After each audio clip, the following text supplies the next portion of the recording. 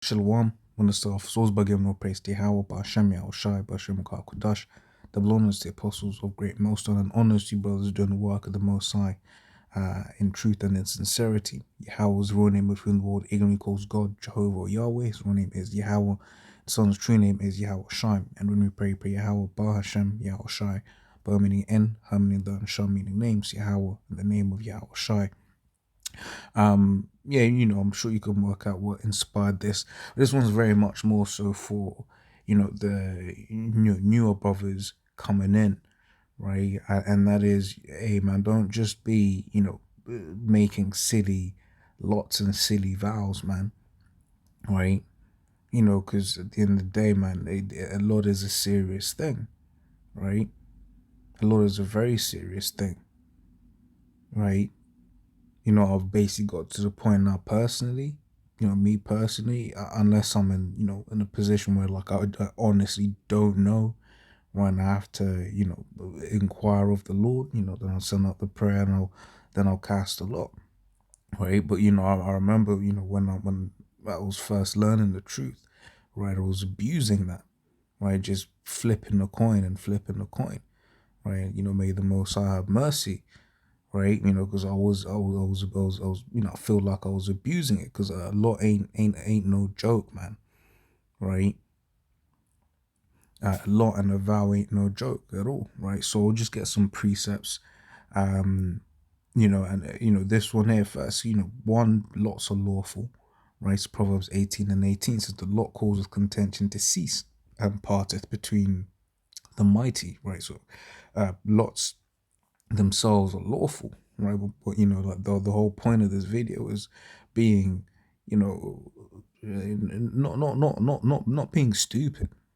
Really, I'm just gonna have to say it like that, not being stupid. Okay.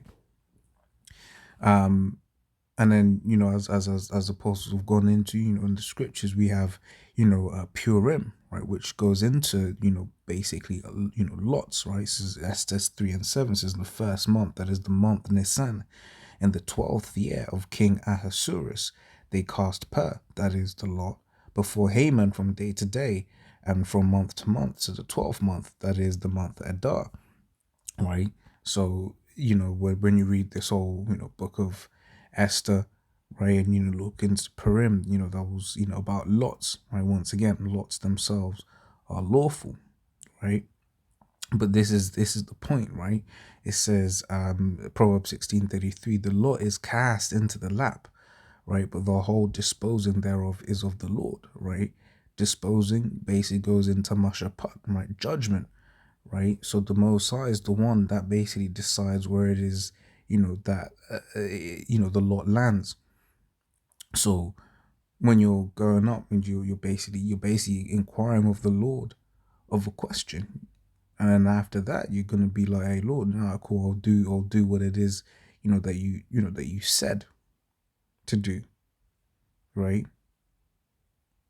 Which is why, once again, it's a very serious thing, right? And there you've got this example here in the book of Acts. Acts 1:23 says, and appointed to Joseph called Barsabas, who was surnamed Justus, and Matthias. It says, and they prayed and said, thou Lord, which knowest the hearts of all men, right? So once again, you send up the prayer and you cast a lot. It says, of all men, show whether of these two thou hast chosen, that he may take part of this ministry and apostleship, from which Judas by transgression fell, that he might go to his own place. And they gave forth their lots, right? And the lot fell upon Matthias, right? And he was numbered with the 11 apostles, right? So the result of that particular lot, it was like, oh wait, that's what the Lord wanted us to do. Cool, that's how we go and maneuver, right? Because you could kind of argue it's kind of like a, almost say, making a vow. Lord, if you put this result, then I'm gonna do X, right? So, the whole point of this vid is, hey, don't be messing around with lots and vows, man, right? Because as we're about to read here, it's Ecclesiastes 5:4, when thou vowest a vow unto the Most High, defer not to pay it, For he hath no pleasure in fools. Pay that which thou hast vowed. But is it that thou shouldest not vow, than that thou shouldest vow and not pay. Right? So that's basically saying it's better to just keep your mouth shut. Okay? It's better to keep your mouth shut. Right? It says, suffer not thy mouth to cause thy flesh to sin, neither say thou before the angel that it was an error. Wherefore should the Most High be angry at thy voice and destroy the work of thine hands? Right? And that's why it's scary, man. That's why, it's scary. Right? And if any of us have, ever, broken, then they guess what? We just got to pray to the Most High for mercy, man. Right? Pray that the Most High has mercy on us, because it ain't no joke. And like I said, this is very much for, newer brothers coming in, right? You might, like I said, find out, like I'll speak for myself, found out, cause I was abusing it, man, just flipping the coin all the damn time, right? But it's no joke, right? That's what it says. Uh, Suffer not thy mouth to cause thy flesh to sin. Neither say, oh, I think I read that. Yeah. Neither say thou before the angel that it was an error. Wherefore should the Most High be angry at thy voice and destroy the work of thine hands. Yeah. All right. And here's an example of just how serious a lot is. Right. This is Judges 11. We'll start from 30, read 31, and then jump down.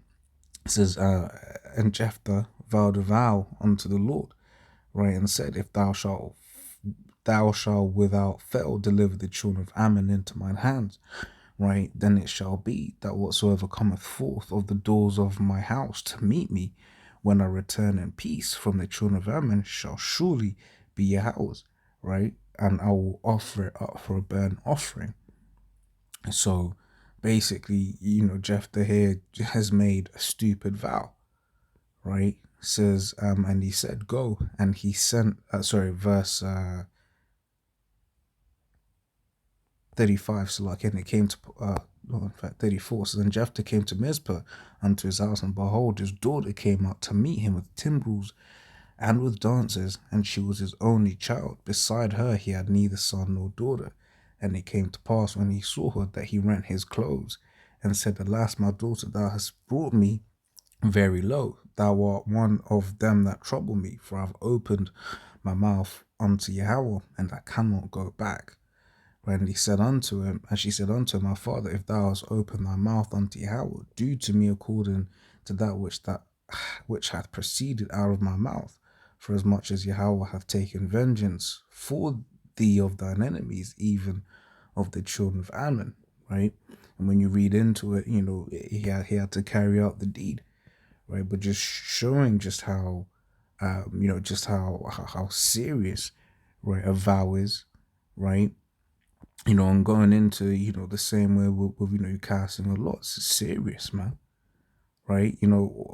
Once again, once you've spent some time, you realize, the severity of it. But once again, this is just a video for, newer brothers, coming in, right? You got to be careful, man. You got to be careful.